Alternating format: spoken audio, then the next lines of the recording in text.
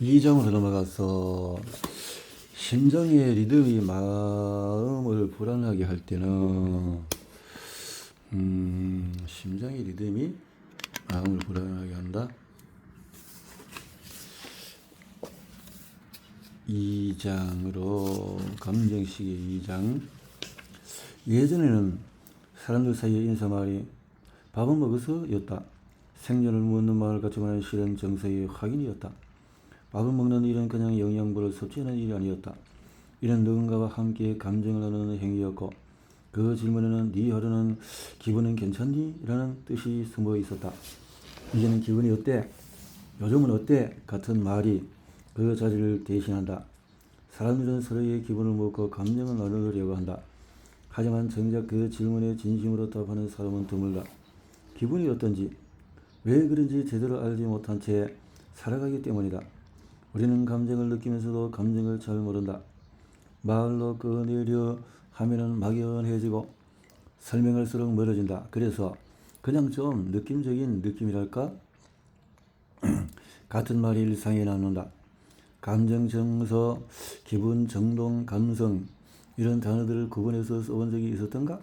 개념은 어렴풋이 들었지만은 막상 내 안의 상태를 말할 때는 그 차이를 느끼기 어렵다. 우리는 생각에는 예민하면서 감정에는 무디다. 왜 우리는 이렇게 중요한 감정의 언어화에 이토록 서툴까? 생각적인 생각이라는 말은 아무도 쓰지 않지만은 느낌적인 느낌은 자주 입에 오른다. 감정이 애매해서가 아니다. 감정을 표현하는 데 쓸 언어가 명확히 없기 때문이다. 감정은 실시간으로 몸에 반응하지만 그것을 자각하고 꺼내는 일은 쉽지가 않다. 생각은 개념으로 말할 수 있지만 감정은 개념이 되기 전에 몸 어딘가에서 진동하고 흩어진다. 그래서 감정은 말보다도 몸짓, 표정으로 숨결, 눈빛보다 박동으로 먼저 나타난다.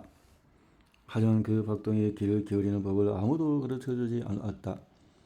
우리는 감정을 표현하러 훈련 대신에 감정을 찾는 훈육을 받아왔다. 자질력이 미덕이었고 감정은 미덕에서 어긋나는 것으로 여겨졌다. 학교에서도 등등등등 약하다고. 이런 것이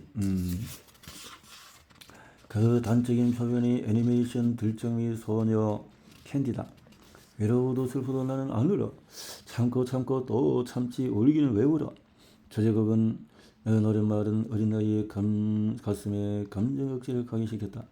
우리는 어릴 때부터 그렇게 배웠다. 감정을 소리내어 말하지 않고 울지 말고 겉으로 드러내지 말고. 그래서인지 누군가의 말 한마디에 눈물이 터질 때도 당황하거나 그 감정을 숨기려고 한다. 심장이 먼저 반응했는데도 머리는 그것을 부정한다. 영화 배트맨 시리즈의 악당 조커는 그 경계를 스크린 안에서 깨버린 존재다. 조절되지 않는 웃음, 드러나는 분노, 멈출 수 없는 감정. 우리는 가끔 상상한다. 조커처럼 살면 어떨까? 하고 싶은 말을 하고 참지 않고 울고 원하는 만큼 웃을 수 있다면 얼마나 통쾌할까? 하지만 현실은 그렇지 않다. 우리는 감정을 눌러두고 술김에 튀어나온 말 한마디를 떠올리며 수년째 입을 킥하며 살아간다. 감정은 무섭고 그 감정의 출처는 더더욱 낯설다. 일상의 사리를 떠올려보자. 내가 골똘히 생각에 잠겨있는데 친구가 화났니? 라고 묻는다. 나는 아닌데 라고 대답하면서 속으로 의아해야 한다. 왜 내가 화났다고 생각했지? 거울을 들여다본다. 내가 화가 났다는 신호를 받은 것은 나 자신이 아니라 친구였고 나는 그 판단에 뒤늦게 반응한 것이었다. 이 짧은 장면에는 여러 심리 개념이 겹쳐 있다. 내가 친구의 말에 순간적으로 일으킨 미세한 표정 변화는 감정이고 그 변화를 친구가 읽어내려 한 시도는 감성이다. 나의 전반적인 분위기는 정서로 만약 표정이 예민하게 감지될 정도로 강한 자극이었다면 그것은 정동으로 해석될 수 있다. 실제로 나는 화가 난 기분도 느낌도 아니었지만 누군가는 그 신호를 그렇게 읽었다. 이처럼 감정, 정서, 기분, 느낌, 정동, 감성은 겹치되 다르다. 때로는 내 몸이 말하는 것과 내 머리가 인식하는 것 사이에 어긋남이 생긴다. 감정의 첫 번째 청취자.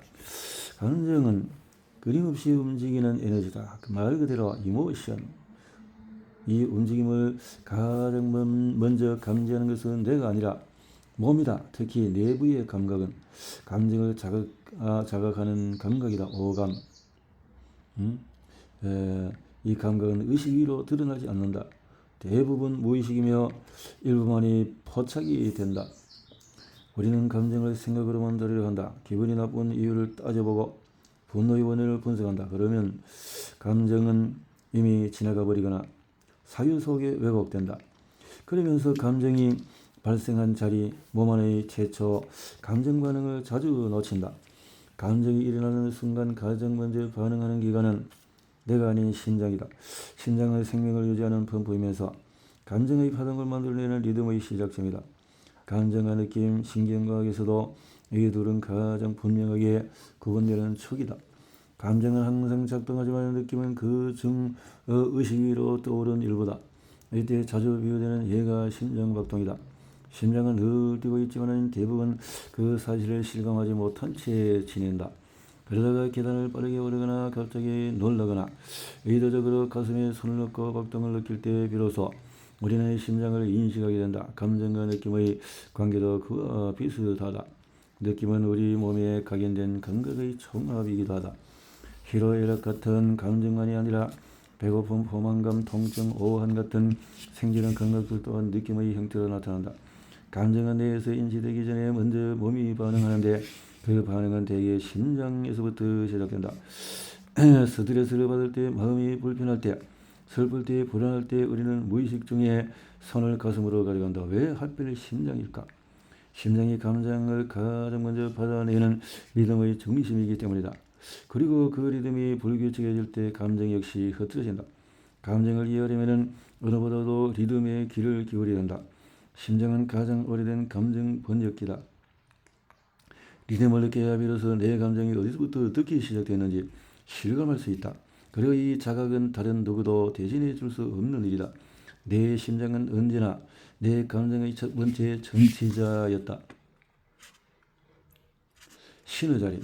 현대 생리학은 심장을 감정과 인지 중심적으로 본다.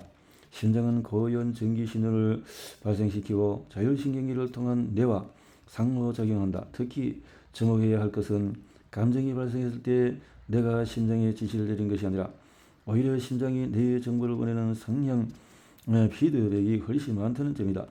전체 부교감 신경의 약 80%가 심장에서 뇌로 정보를 올려보내고 있으며 이 정보는 뇌관을 거쳐서 대뇌 변연계 전전두에까지 영향을 미친다. 쉽게 말해서 우리가 어떤 감정을 느끼는 것은 심장이 먼저 반응한 리듬을 뇌가 인식하는 결과일 수 있다는 뜻이다. 심장은 실제로 약 4만 개의 뉴런이 분포된 고유의 신경망을 가지고 있다. 독립적으로 심박수를 조절하기 위한 미니 뇌 기능을 한다고 볼 수도 있다. 이 신경망은 자율신경의 한 척으로 작동하면서 감정 정보에 스스로 반응하고 감정을 뇌에 전달한다. 예를 들어서 극심한 공포 상황에서 심장이 먼저 요동친 뒤에 내가 상황을 파악하며 공포를 느낀다. 그러니 때로는 내 감정을 파악하고 싶을 때는 왼쪽 가슴에 손을 올려보는 게 더 효과적일 수 있다. 이때 핵심 개념의 심박 변이도 HRV, Heart Rate Variability, 심장박동 사이의 간격이 얼마나 유연하게 변동하는지를 측정하는 지표다. 보통 박동이 규칙적일수록 좋다고 생각하지만 실제로는 반대다. 건강하고 정서적으로 안정된 사람일수록 박동 간격이 섬세하게 변동한다. 이 섬세한 리듬의 변화가 신체 내의 민감한 감지 시스템을 구성하며 우리가 감정을 세밀하게 인식할 수 있도록 돕는다. 반대로 박동이 뻣뻣하게 고정되거나 지나치게 불규칙하면 감정 조절력도 함께 무너진다. 음악으로 비유하자면 너무 정확한 박자로만 진행되면 지루하지만 유명한 법칙은 활력을 만든다. HRV가 높다는 것은 생리적인 리듬에 활력이 있다는 뜻이다. 이 활력은 감정이 불안정할 때 그 진동을 흡수하는 내부 완충장치의 역할을 한다. HRV가 낮으면 작은 스트레스도 쉽게 무너지고 감정적인 회복에는 더 오랜 시간이 걸린다. 더 놀라운 것은 심장은 감정에 대한 단기적인 반응을 넘어 장기 기억을 만든다는 사실이다. 일부 심장이나 수술 사례에서는 개정자의 감정 성향, 음식 취향, 심지어 취미나 트라우마까지 수혜자에게 영향을 주는 경우가 보고된 바가 있다. 과학적으로 완전히 입증된 이론은 아니지만 이 사례는 심장이 기억의 저장소 역할도 할 가능성을 제기한다.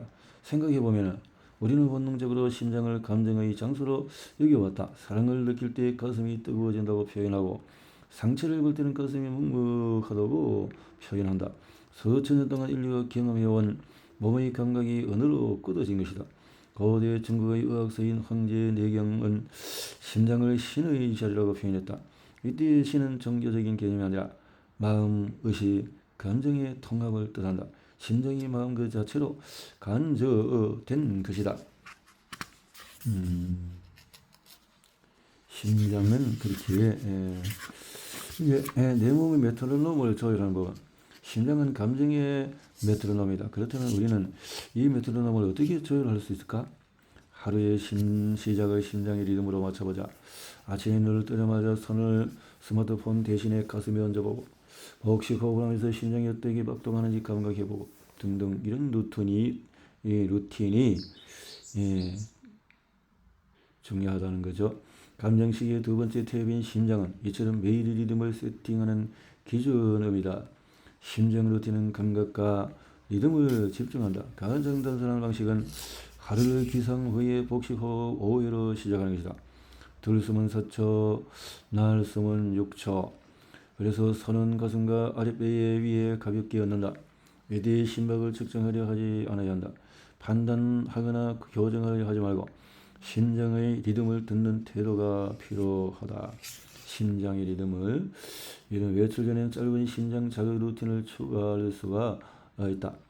오후나 저녁에 감정의 요동이 심할 때는 또 다른 루틴이 유용하다. 심장이 두근거리거나 가슴이 답답하거나 이유 없이 불안할 때 가장 빠른 방법은 몸을 움직이며 리듬을 되찾는 것이다. 걷기나 천천히 계단 오르기 내리기를 추천한다. 심장은 근육이기 때문에 고정된 상태보다는 움직이는 상태에서 회복이 빠르다. 이때 중요한 것은 속도가 아니라 패턴이다. 일정한 호흡과 발걸음, 거기에 심장 박동이 맞물 때 감정은 자연스럽게 가라앉는다. 가슴을 손으로 감싸고 지금 느껴도 괜찮아?